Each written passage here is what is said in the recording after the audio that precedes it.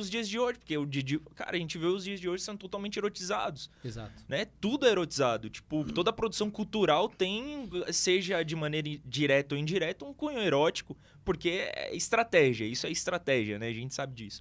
E eu falo por experiência própria, porque na minha adolescência eu fui viciado em masturbação e pornografia.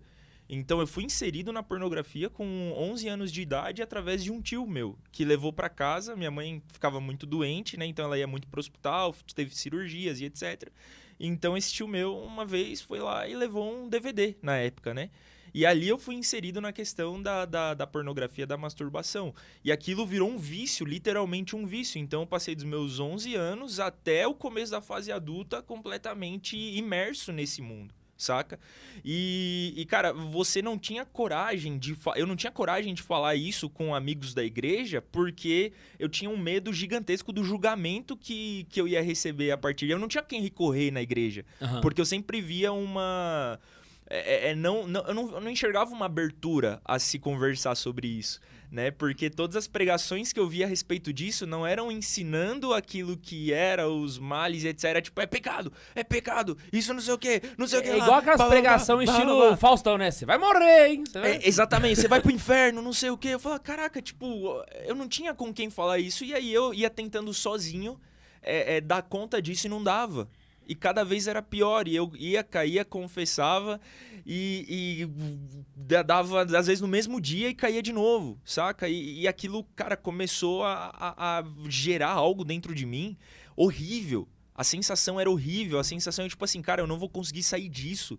Isso vai ser, cara, eu não sei, não tem palavras pra conseguir dizer aquilo. É um vício, literalmente um vício, saca? E você se sente... Igual um vício de droga. Né? Impotente, totalmente impotente diante disso. Até que eu encontrei um sacerdote em São Paulo, Padre Herculano, finado Padre Herculano, saudoso Padre Herculano, né? Faleceu. Padre Herculano, ele é da igreja Santuário São Judas Tadeu, em São Paulo, ali no Jabaquara, né? Que lota de dia de São Judas Tadeu, é algo surreal que acontece lá, dos deonianos, né? Uhum. E lá fui confessar um dia, né, a respeito disso, e o Padre Herculano que me atendeu. E o Padre Herculano, ele disse assim, filho, vamos fazer o seguinte, toda semana você vai vir aqui conversar comigo. E aí toda semana eu ia lá conversar com ele. E ele dizia assim, agora você vai fazer o seguinte, você vai comungar todos os dias. Todos os dias, você vai fazer um esforço para comungar todos os dias. Primeiro dia, segundo dia, talvez no terceiro você caia. Você vai voltar aqui, a gente vai conversar, eu vou confessar, e no outro dia, no mesmo dia, você retoma e recomeça. Cara, assim, eu digo que isso salvou minha vida, literalmente. A Eucaristia diária salvou minha vida. A Eucaristia, pra mim, é o remédio que até hoje, porque é um vício. E é um vício que, assim como a droga, assim como o álcool, é o PHN do Monsenhor Jonas, né? O por hoje não. Uhum. Todos os dias. Não é um negócio que você vira a chave e pronto. Não, tá lá no passado. Não. Então é até hoje. Então até hoje eu sei que a Eucaristia, ela é o meu remédio. E sem a Eucaristia, eu sei quem eu me torno. Uhum. Eu sei o que eu viro sem a Eucaristia. E foi desse jeito. Um dia sim, 2 não. Aí caía de novo. Aí voltava lá, Padre Herculano, e ele ia, e ele me abraçava, e ele me explicava aquilo que girava em torno. Ele não falava só do vício em si, ele não falava só do ato final, ele falava da raiz pra mim. E isso, cara, girou uma chavinha na minha cabeça.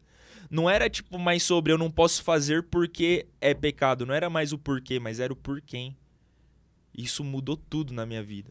Não era mais o porquê, mas era o porquê. E quando eu entendi o porquê, e quando eu comunguei desse quem, e quando esse quem foi um comigo, caraca, tipo, mano, ele vai me ajudar a lutar, saca? E isso foi começando a gerar engrenagem em mim. Então eu concordo que é necessário que exista esse assunto precisa ser cada dia mais aberto, não só falando sobre isso é pecado, mas o que isso causa em você. Qual que é a raiz? Vamos na raiz disso.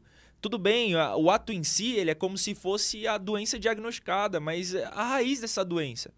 Vamos na raiz, vamos tratar a raiz. Não vamos só remediar ali o agora, mas vamos tratar a raiz. Isso é... Isso que você...